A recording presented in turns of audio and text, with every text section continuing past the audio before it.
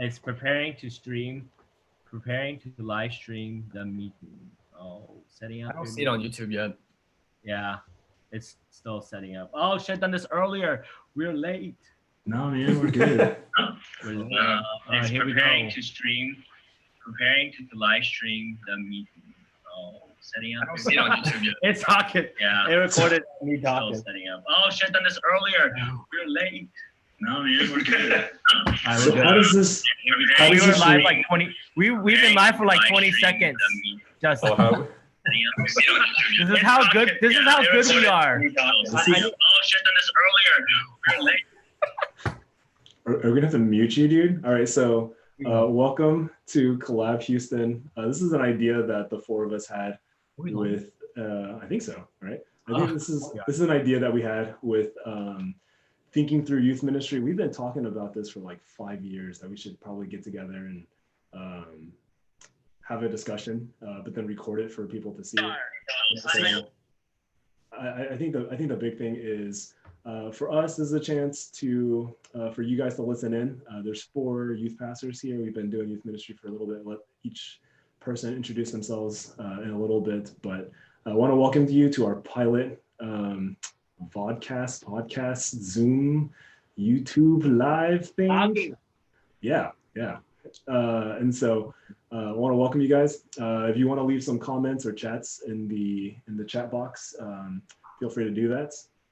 Follow the link, subscribe, and to all of our sponsors, we'll take anything. And so Yeah, we want some boba sponsors. That's what we want. yeah, heck yeah, man. That's what we're all about.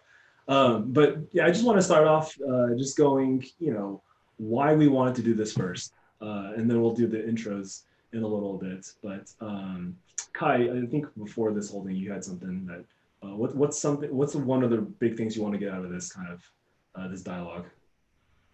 Yeah, for sure. One of the things is to get YouTube famous, go viral, and go to Hollywood. That's definitely one of the biggest thing. But really, no. I think for the 4 of us youth pastors, we've just been talking, and this is actually very normal for us. We talk like this on a bi-weekly, definitely monthly basis in terms of just catching up and talking about ministry and encouraging each other, and we just felt like it would be really cool to allow people not in this group to be able to kind of get a glimpse of what it is that we do, how it is that we relate and encourage, and just for our youth, or maybe even parents, families to see our youth ministry from a different lens, and just kind of hear our perspective on things, especially on topics that are maybe a little bit more on the ground, and yeah, instead of just from a pulpit. So definitely we want this YouTube live channel to be a place where like people can just kind of see us in a different light, and see that, oh, we're these guys are humans, they're not robotic pastors. Yeah. And we've been meeting together for, good Lord, how long? Like 10 years or something like that. We started. We started a long time. Kai wasn't even. I think you were like a preteen when. Yeah, I don't think I was born yet, right? Yeah, we're not that old. We'll talk about that in a little bit. But I think for me, the big thing for what I wanted to get out of this was it's really selfish thing. I wanted to record something and just have it on either on paper or digitally, so I can go back and just go, hey, what did I say about that when I'm thinking through a topic or a ministry thing? What do we talk about? And just have some kind of recording for it. And so that was a big thing.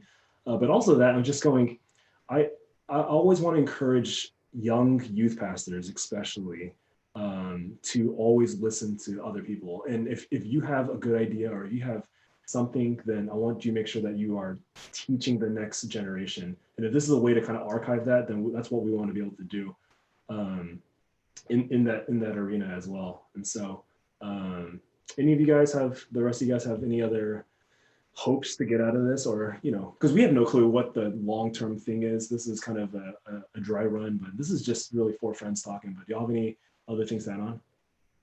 I know every time we've been meeting, like y'all said, we've been meeting monthly for years now, and It's just always been so encouraging to meet with you guys and talk with you guys and just talk ministry and figure out how to do ministry. And so I just figured that this is just a time where people can just hopefully be encouraged by things that really what you guys say. I'm just here to listen. Yeah, right, I'm man. here for the faith. Stan, you've been doing ministry for like 20 years? Yes, since I was 5. Yes. Oh, okay. Yeah. Yeah. Just kidding. I'm just, no, that would have been, no, I can't do math. I would have been 15, 20 years ago. Yes. But Jeremy, right? I think what makes this distinct is we're Asian, right? We come from Asian churches. First gen, you want to speak into, like, we talk about this all the time, right? Like, there's a ton of youth ministry resources out there, but what's like, why this one? Why another podcast or podcast? Yeah, I think one of the biggest things for us is the fact that we have such a good relationship. It's just not just the 4 of us that we're talking. I mean, we definitely have other youth pastors who are within our circle. But the key thing here is if you look across like Download Youth Ministry, all of the things that like are out there, they're really great resources. But what we realized is we have a specialty. We have a unique platform in which we not only have a huge audience that we could reach, but we are also just uniquely placed in a place where we have history, we have experience, like just even between the 4 of us here, we're talking about decades long of experience in ministry. And so I think for us, it's can we not only encourage our young people and the young youth pastors, but also we got to think about the next 10, 20, 30 years of the Chinese or the Asian American church, because the Asian American church is a very uniquely placed church. And not saying that we're more special than like the African American church or anything like that. But I do think that the way that we kind of know how the first gen and the way that we can bridge those gaps and really help maybe a smaller Chinese or a smaller Asian American church who's struggling with some of these things and hasn't been able to think through some of these topics, and just hearing us talk about it, hopefully for us, one, yeah, like what you said, Justin, that we can record it, but 2, also just encourage, youth pastors, young, Asian Americans all over the world, or whoever just wants to watch this.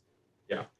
And I think what hopefully is going to set this one apart from a lot of other ones is, like you said, right? We are not only collection of youth pastors, but we've been in network for more than a decade for some of us, right? We are, or at least our churches have been partnering with one another. Also, we're in the city of Houston, right? And its suburbs. And so there's a different Houston culture, not just Houston culture, but Texas culture of doing youth ministry.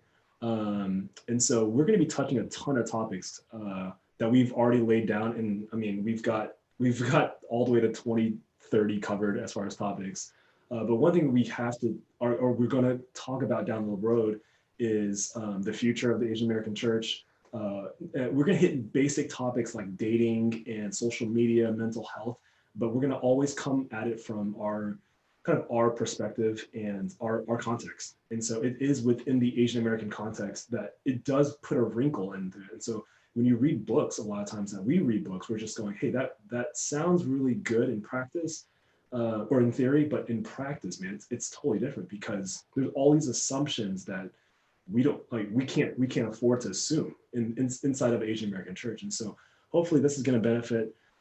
I know we're talking to the camera and talking to out there, but I'm really just talking to the 4 of us, and we're really trying to go, okay, how do we do this? Because I mean, I think we want to be the best youth ministries that we can be, right? Not try to be someone else, but try to do the best. And so I think with that, transition wise, just kind of get to know a little bit more about each other.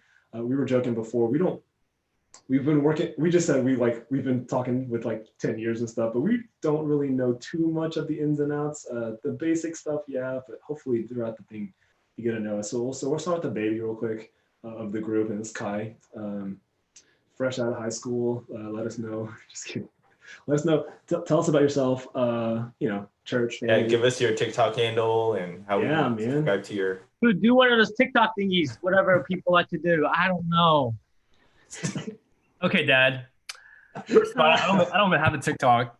You know, I actually don't have Snapchat. Lies. You have a fake one. Yeah, you know, okay, so my name's Kai, and I am the youth leader over there at West Houston Chinese Church. We are located on basically Beltway 8 and I-10, and yeah, I've been there for about 4 years now, almost 4 years. Going to. Are you on? You're on year 4. You're on year 5. I'm on year 4, going into year 5. Actually, oh wow, I'm gonna be entering into year 5 in like a few weeks. Because my start date was June 1st. Nice. So You yeah. started at the beginning of summer. Yeah, beginning of summer.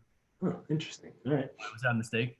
No, No, I remember that's That's when they jumped in for planning DK of the Yeah. Impact. Yeah. Yeah, I guess it's more work for you, man, because you just have to show up and go straight to camp.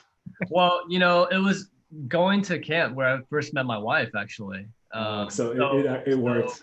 Yeah, you know, tell you about myself. You know, of course, I've been married to my wife, Michelle. We've been married for 2.5 years. 2.5 years.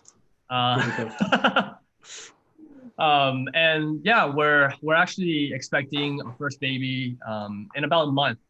Like literally in about a month from right now. And so we're excited, and I'm definitely gonna be. I might look very tired like a month from now. For me, you know, as I think about this podcast, as I think about youth ministry, you know, I definitely think about, you know, how God led me to where I am now, to be serving teenagers.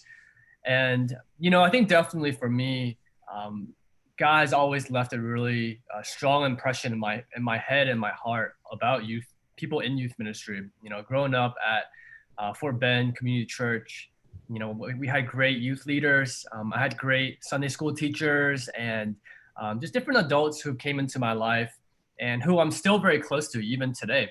Actually, one of them, you know, we call it our discipleship group leader. One of them is actually I still keep in touch with, and he's going to be our pediatrician once our baby's out. And so that's how close we are.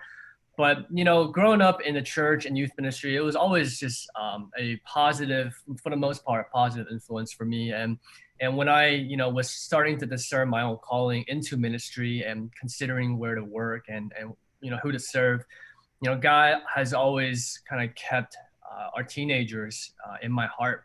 Even though I really wrestle thinking about, you know, the opportunity of working with youth, just because I feel like teenagers growing up now has changed a lot from, you know, for me, even when I was growing up as a teenager. And, you know, and that's only about like, you know, 12, 13 years ago. You know, so much has already changed. And so, you know, I think for me, there's definitely a lot of fear and reservation going into youth ministry. But, you know, just as I was interviewing around churches, seeing what the opportunities were out there, definitely just felt like I connected well with not only my church, but also this age, this population. And really felt like, you know, if we're gonna make a difference in this world with our faith, if we're, you know, I went to University of Texas for undergrad, and, you know, our slogan is "What Starts Here Changes the World," right? Like, if we really want to change the world, it's got to start with our teenagers right now, today. We can't be working on our young adults. Like, they're a great influence, but, you know, we got to start even earlier and plant those seeds and set that foundation. And so really wanted to be a part of that. And yeah, I felt like, you know, serving at W was a great opportunity for me. And so 4 years ago, I signed up, and still going strong. Did you know that you were going to do youth ministry while you were at college? No. You know, I think what made that switch then? Like were you getting what'd you major in first place? I was an education major. I wanted to be a teacher. See, I didn't know that. Yeah, I wanted to be a teacher. Like middle school teacher? I'm pretty open. I actually student taught at an elementary school level because I've always really loved kids. I really feel like I can be pretty childish, and so I connect well with them. And so I want to be a teacher, and I would not say I got my youth ministry calling until actually pretty far later. I would say I felt a call into ministry in general first, and that was what made me want to, you know, get equipped and go to seminary And then it was at seminary towards the end where, as I was taking some classes and just kind of learning more, where I felt like youth ministry was the door that God had opened for me after I graduated. And remind our audience, which seminary did you go to? Oh, it's like promotion right here. I went to Southwest Baptist. Hey, that was more for everyone else. That wasn't for me, man. Yeah, Southwestern, Fort Worth, Texas. It was great. I loved it. I really I genuinely enjoyed my time there. Yeah, and that was when you wanted to work with youth. Yeah. And you called W, or W called you? So it's kind of a long story, and I can share maybe on a different episode or whatever, but yeah, we'll talk about our callings, I guess. Yeah. I just want to get some kind of details in my timeline. Yeah, it was kind of both, in the sense that somebody reached out from W first, and then I initiated a conversation with them. Cool. And then 5 years later, you're here. Yeah, 5 years later. Awesome. I can't believe it's been 5 years. Yeah, Jeremy used to be my I think were you a youth intern when I was in high school still? Yeah. Yeah. The intern. How old you are. Thanks, man. Yeah. Hey Kai, tell us a fun fact about yourself. Something that not only the three of us may not know, but something that your youth may not even know. It's hard. Good find, just something that we don't know. Are you pretty open with your youth about stuff like things that like these type of questions? I would like to think so. Oh, okay. I'm pretty open. Okay. Fun fact. Something that I've been getting into. It's not for any like professional endeavor. It's really more just for health and wellness. You say TikTok.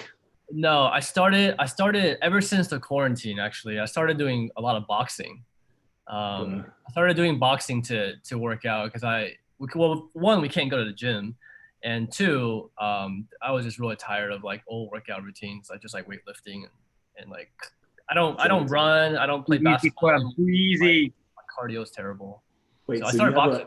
Do you have like a bag, a heavy bag or a speed bag? Yeah. I got a bag, like a pretty cheap bag off Amazon. It works really well. I like it a lot. I can definitely recommend people if you're interested in this bag. A heavy bag, right? No. Okay. Yes. It's a heavy bag, but I don't need to put like water or sand underneath, and so I can still move it if I need to get out of the way. So next time you're gonna have this on camera and show us then. No. Yes, please. Wait, Justin, don't you have a heavy bag, like a hanging one, right? I do, but it's now torn down because my girls wanted a place to play picnic. So I guess that's what you're gonna look forward to, guys. All your stuff is gone, and then it's all the next time we meet, it's gonna be the boxing match between Justin and Kai. Between me and Justin. Oh man, I haven't thrown on gloves in a long time. Cool, man. Thanks, Kai. We'll roll it to Jeremy. Jeremy, tell us about yourself. So my name is Jeremy. I am the youth pastor at Fort Bend Community Church. I've been full-time there since 2010. So I grew up at FBCC, and then I went off to UT Austin for college as well. And then after about a little less than a year of working in the corporate world, I started interning at FBCC as the youth intern. And then I went slowly from part-time youth intern to 3/4 time to full-time youth director. And I've just been at FBCC since then. FBCC is one of the unique things about FBCC is it's one of the largest Chinese churches in the United States. In the United States? Yeah, in the United States. So we're smaller. Like I think we're like top 5 or something like that. What? Really? Yeah. Okay. Yeah, I think the church in New Jersey is there's a church in New Jersey that's number 1 overall. Triple C, right, Sam? Yeah, that one's like huge. And then we're still very large compared to the majority. If you look at average attendance of like Chinese churches across the U.S., I mean, you're talking about 200-300, and the way Chinese churches are, it's really hard to navigate the Chinese speaking community and the English second gen that come in. And so that's one thing that specifically about FBCC has been really one of the main reasons why I've stayed is because of how unified we are as a church and moving forward with the English ministries along with the Mandarin speaking, Cantonese speaking ministries there. So just a little bit of history. I graduated from UT Austin in 2007. So that puts me I'm 35 this year. I always associate like birthdays like with famous basketball players. So like 23 was like a huge year. I was like, man, this is Michael Jordan year. It's going to be great. 24 is going to be great because it's Kobe year, you know. And then 35, I mean, we hit, you know, like Durant. Yeah, Durant is now number 7. So once again, Kevin Durant has screwed us over. Messed up. So, but yeah, so 35 this year. I think when I think about my calling to youth ministry and just ministry in general, my story, like it's a long story. And for those especially for my students who have heard it, it's a really kind of Jonah-ish kind of story where I feel God like very early on, like it was at one of our camps. I felt like God was calling me into full-time ministry. Like it was in middle school or something like that. And I was like, that's great. I think I'm not going to do that. And like time and time again, God has been very clear. Like I remember in 2006, I went to Urbana and I felt very strongly that God was calling me into full-time ministry. And the following year, I was like, pass. And I went to go work at Dell, you know? And so God ultimately, I think when we run away from God, I think, and knowingly doing so, I think God always has his way of getting things done. And so, so to make a long story short, I ended up back interning at FBCC as the youth intern. And I kind of just started in the youth ministry because I didn't know really where I wanted to do ministry. And youth ministry was kind of just a place where I could learn about what ministry was like.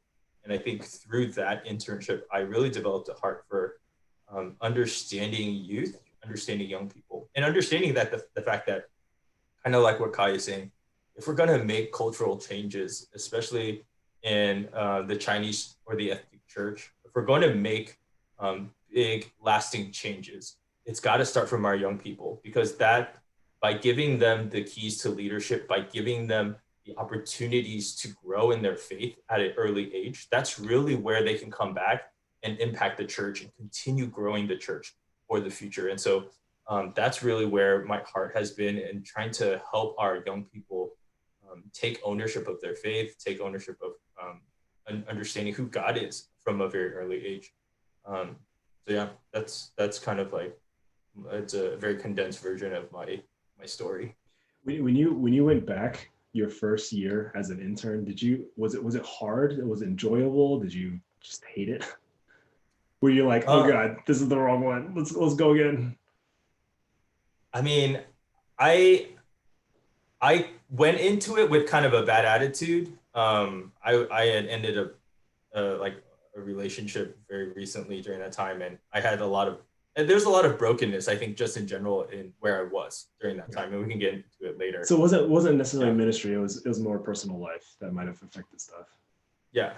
Okay. Yeah. Hey, we definitely have to circle back on this topic of first years. What was it like the very first year? And then we have to do another episode on why do we go back to the Asian American church in particular. We'll have to do that one. That's a good one. Who's been working at their church longer, Jeremy or Justin? Justin. For sure, Justin. I've been working with the youth since 2000. I've been on staff since 2008. Okay. Yeah. I mean, what's kept you at your churches for however long you've been there? Like Jeremy, you've been there for over 10, right? Yeah. I mean, if you count my internship years, which I mean, our churches don't, but I mean, kept you that's there? a different subject. What is internship? Everyone's interning. There are times you've been wanting to duck out, Yeah, there's been several times where I've thought about leaving. And And I think ultimately, like one of the main reasons I've stayed at FBCC is some of the things I shared earlier, but also I think that FBCC is extremely uniquely placed, and I think that one of the biggest things that we were talking about is how can we help other churches? How can we use what we know and the years of experience? And I feel like for me, I've been here at FBCC. I grew up at FBCC. I know what it's like to grow up in this system, and I shouldn't say system, but growing up in this church. And we know. Yeah, and so I feel like one of the things that has really kept me is FBCC has given me opportunities like this, where I can continue to do ministry with young people, continue to grow, to help them grow, but also to give me a platform to speak on the things that I feel very strongly about. And then the second thing is our leadership, and I specifically mean our senior pastor.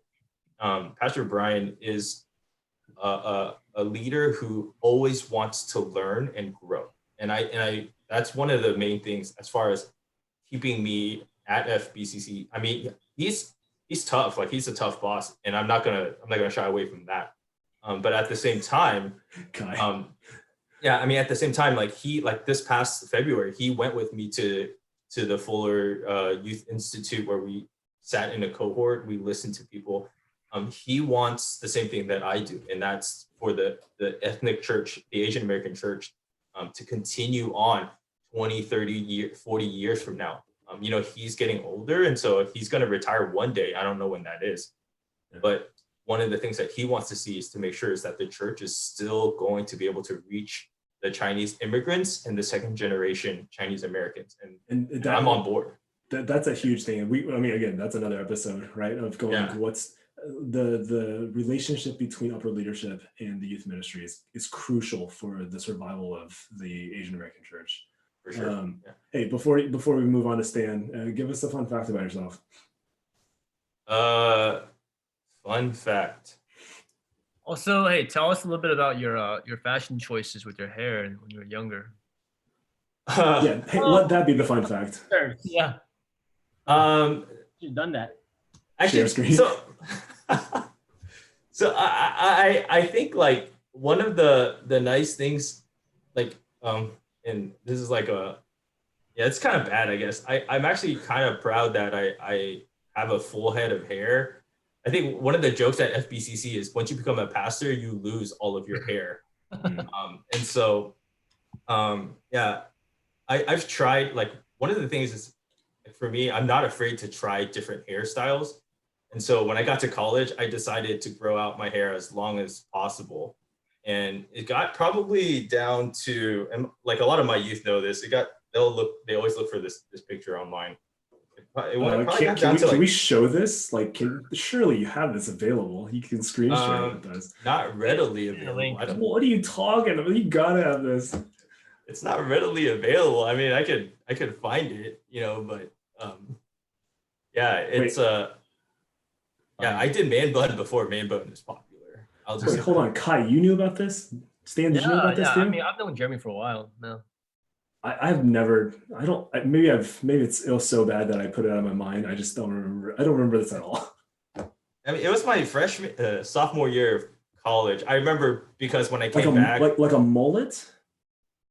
I wouldn't say short, mullet. and then there's like it's like a girl's hair. That's what it is. Like if you look down from the back, it was like a woman. Oh. Right? Yeah, I was the front part too and everything. Yeah, I just let it grow, you know, just let it grow. It's pretty far back. Let me see if I can find it. So we're gonna expect a lot of our youth to have the Jeremy haircut after this whole virus Everyone thing. just friend Jeremy2 on Facebook and look for it. Hashtag Jeremy cut. Someone put it in the comment, like put a link in there. Please. All right, Jeremy. Definitely try it. Oh, here, I found it. Here, I'll have to show you on my here. Hey! That you almost look like Michael Jackson for a second, like before you. No, you know who that looks like? It looks like the Bash brother from Mighty Ducks 2. So this is not even the longest point I had my hair. And then fun fact about this is Mel said that if I ever grew my hair out like this, we would get divorced. So it's a pretty good threat. I think we need to ask. I think we ask the bigger question of why aren't you smiling or closing your mouth in that picture? Like, are you posing like that on purpose? Like, what in the world? I took that picture just as as a progress picture. The thing is, I just posted it for fun, but then I never continued on with it. This is a terrible picture. Like a mug. That needs to be your front picture when you jump into Zoom. Like, you know, right when you, that should be the picture. Actually, that should be all of our pictures. I think we found a new logo. But okay. Anyways. Our ugliest hairstyles. No, let's make a silhouette of that picture. Yeah, we'll make t-shirts. We'll make t-shirts and stuff too. Anyways, Stan, tell us. Bad. Yeah, Stan, we'll move on to Stan. Stan, give us a rundown of who you are. All right. My name's Stan. I am the youth minister at Houston Chinese Church. I've only been there for like a year and a half. You're the most famous person in the world. Can we get a amen on that one, right? Stan? Yeah, exactly. Super famous. 2 degrees. You're the Kevin Bacon of the Asian American world. Kevin Bacon. I don't know about that one. I'm just kidding. Justin, I think you have more Facebook friends. So. No, that's not true. Yeah. But let's see. I've been around. Even though I've been around different churches for a while now. So let's see. I'm 35 as well. Am I 35? Yes. I don't even know. It's all a blur. Life is just a blur right now. I thought I was 25 like 20 minutes ago. But I've been married for this June. It's gonna be 5 years to Christine. We are also pregnant. Well, I'm not pregnant. She's pregnant, and so and you're having a guy girl. Ministry in Houston is going to like shut down because there's not going to be a youth pastor that's going to be available. We're going to send them all to Justin over there. Yeah. So, thank you, Justin.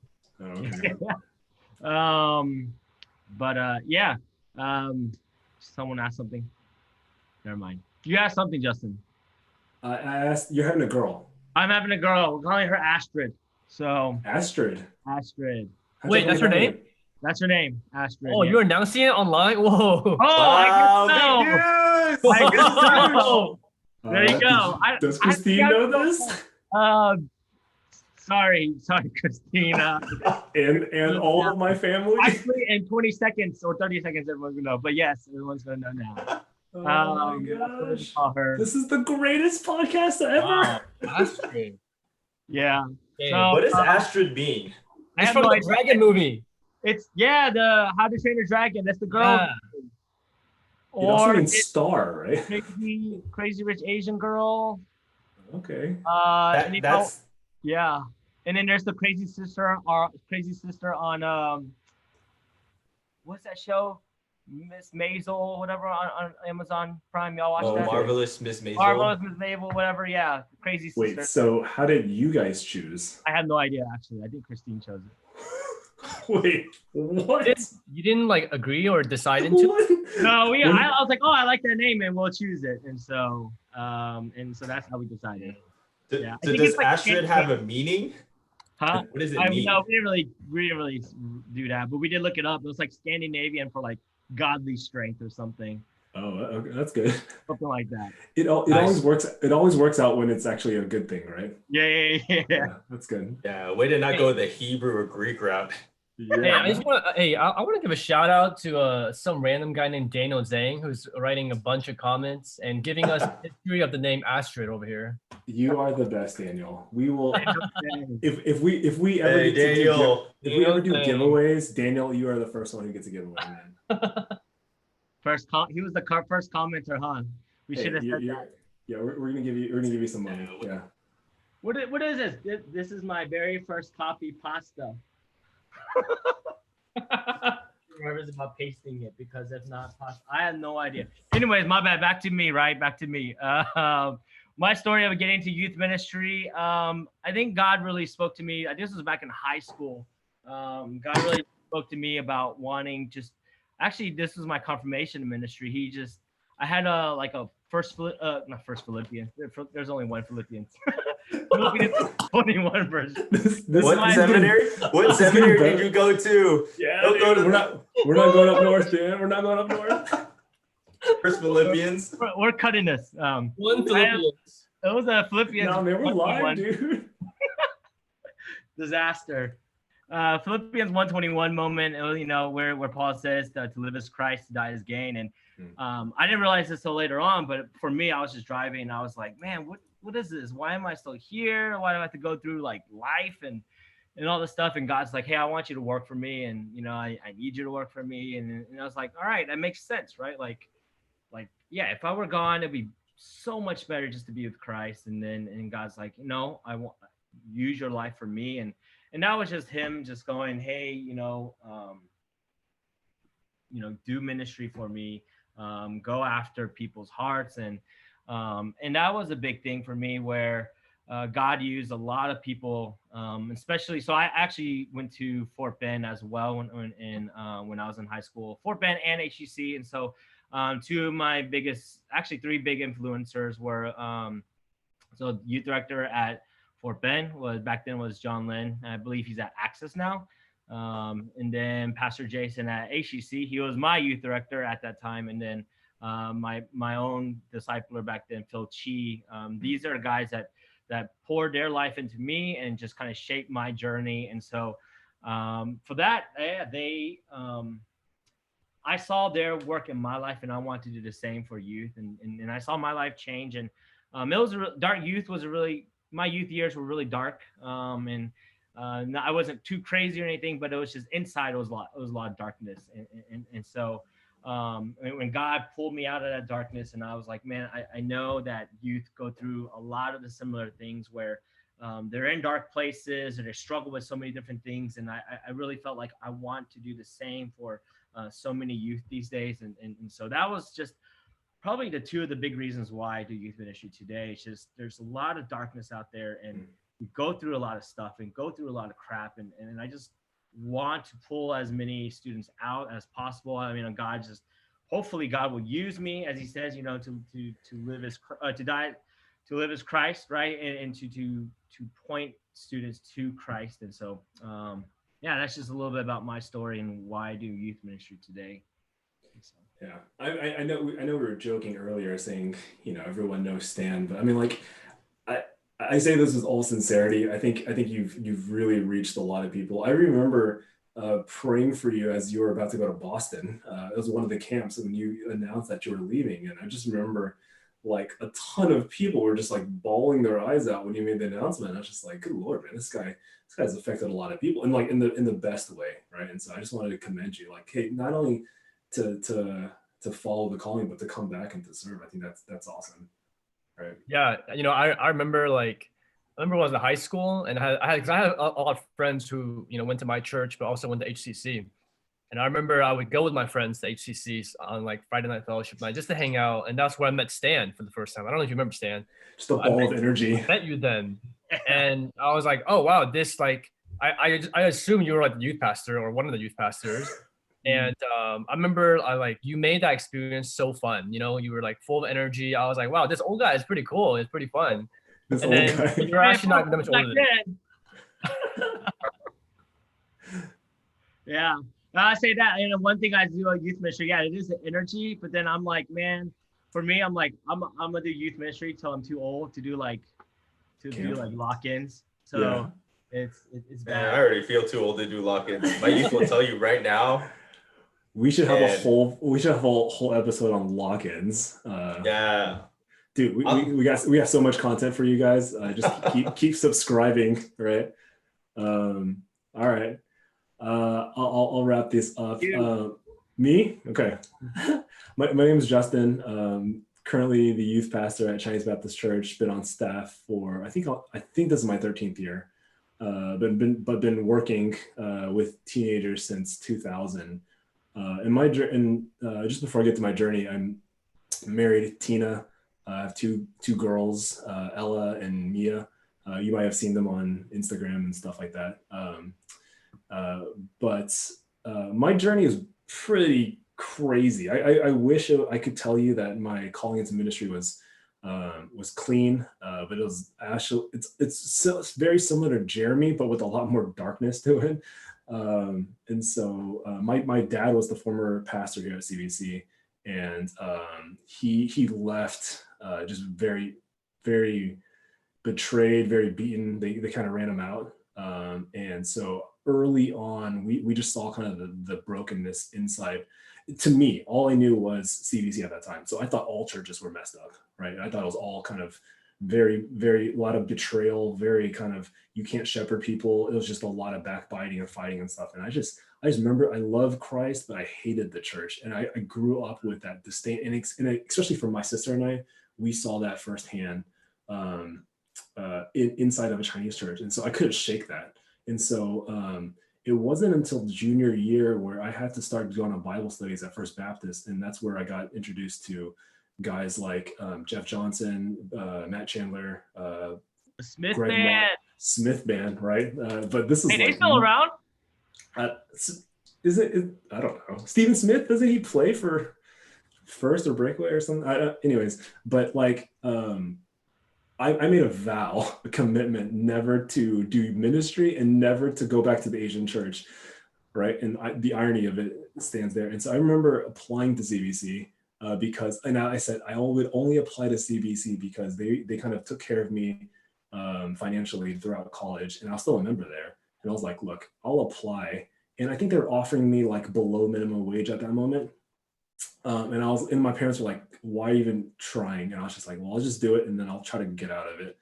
And then all of a sudden, I went back to Asian American youth ministry despite all of the circumstances. And I can get into that later, but that's kind of the roundabout way. It was like Jonah times 10, right? It's just like, why are you doing this? I don't want to go. I don't want to go. Okay, I'm there. Okay, I don't want to go back. And so I had all these stipulations, and God was like, at the end of the day, don't worry about how difficult it is.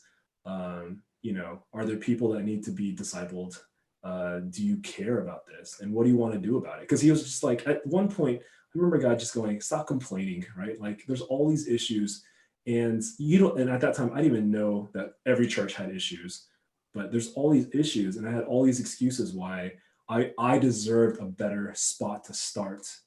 And man, at the end of the day, what won my heart was actually the youth. It was never the church, it was the youth.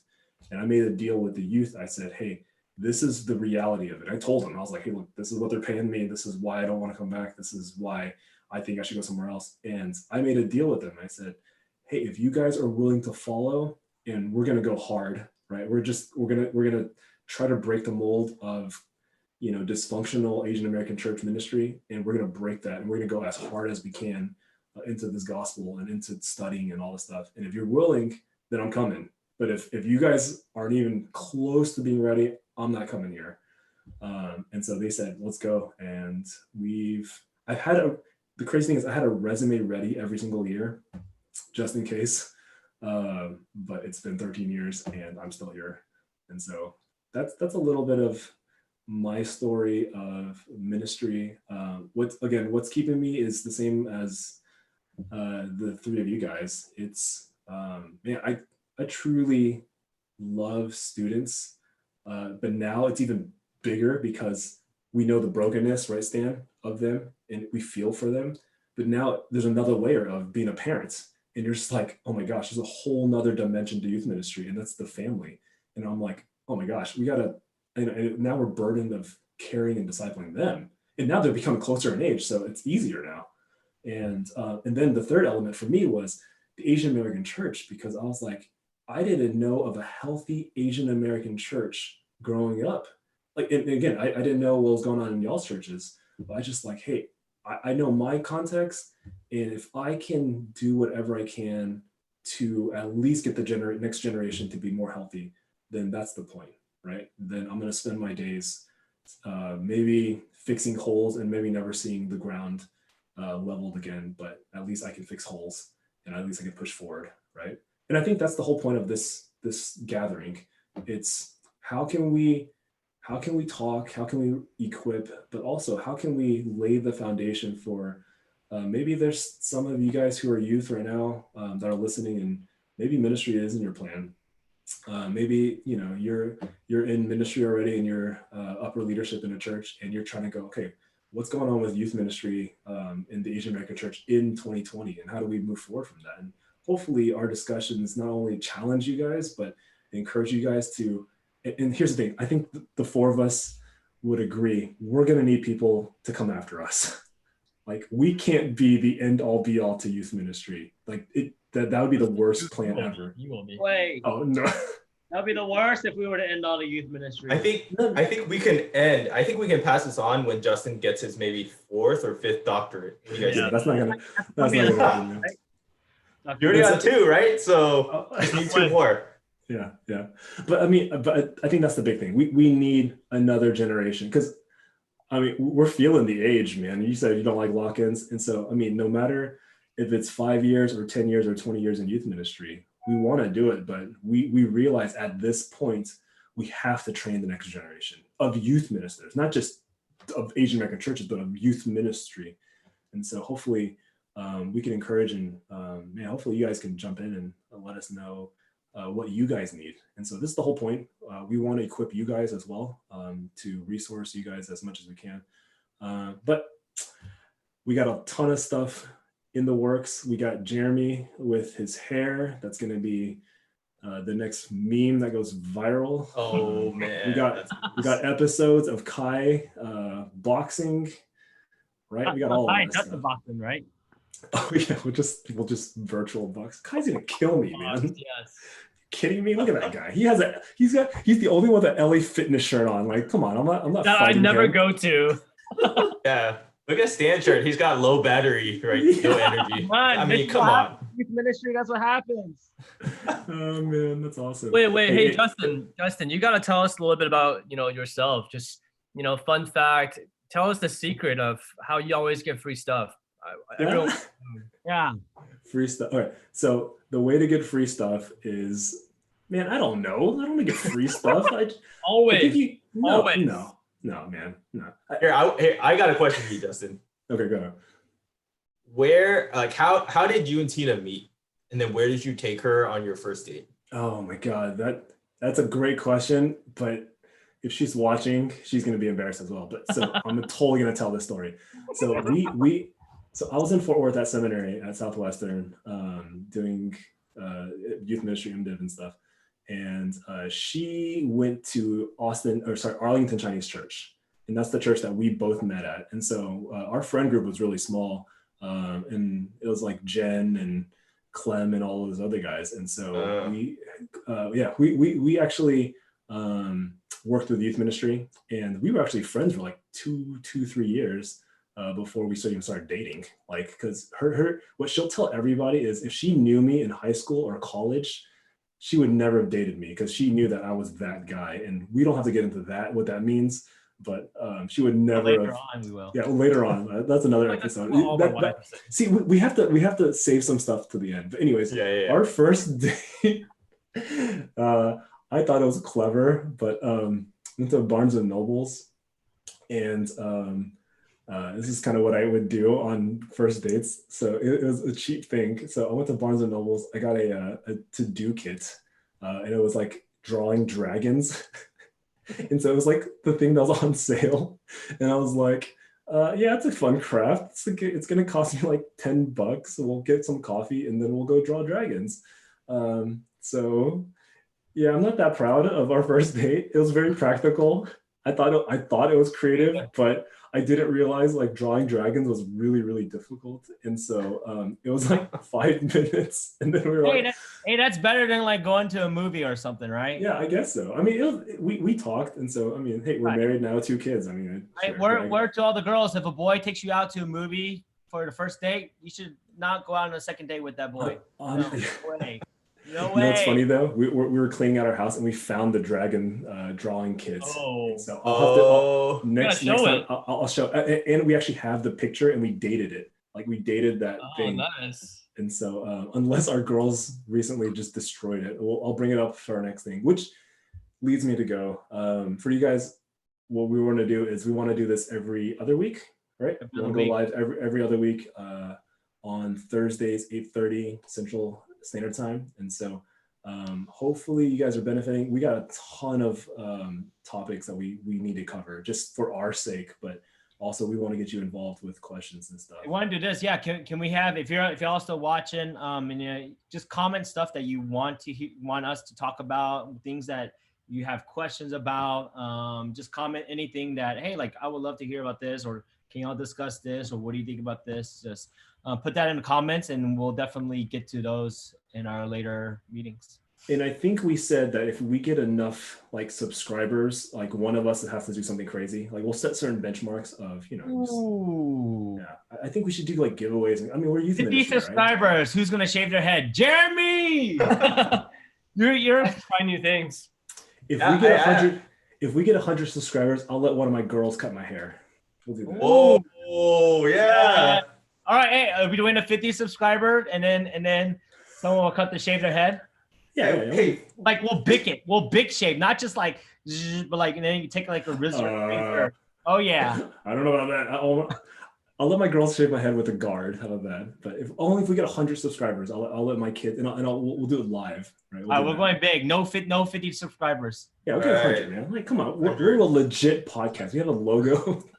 Yeah, we got a logo, people. We just need an intro song. How long did that take you to make, Justin? I don't know, like 10 minutes. Longer than the dragons. Longer than the dragons. Anyways, dye it. All right, hey Carol, what color do you want us to dye our hair? Wait, we're not dyeing. We're dyeing our hairs now too. Reverse mohawk. We'll do a reverse mohawk. That's only it depends on what color we'll dye it. Hold on. This escalated really quickly. For yourself, Sam. Oh. We'll have to see. We'll think about it. Okay. Anyways, hey guys, thanks for joining us tonight. It's always, if anything, man, this is just good to be around brothers and just being encouraged with your testimony and stuff. And plus, I learned stuff I didn't know. And so, but we got a lot of stuff, man. I'm pretty excited about the content that we're gonna put out. So, thanks everybody for tuning in. See you guys in 2 weeks. Tell your friends. 100 subscribers, man. That's what we're looking for. Yeah. So, all right. See you guys later. Thanks, Sam. See you guys. Bye, guys. Bye, guys.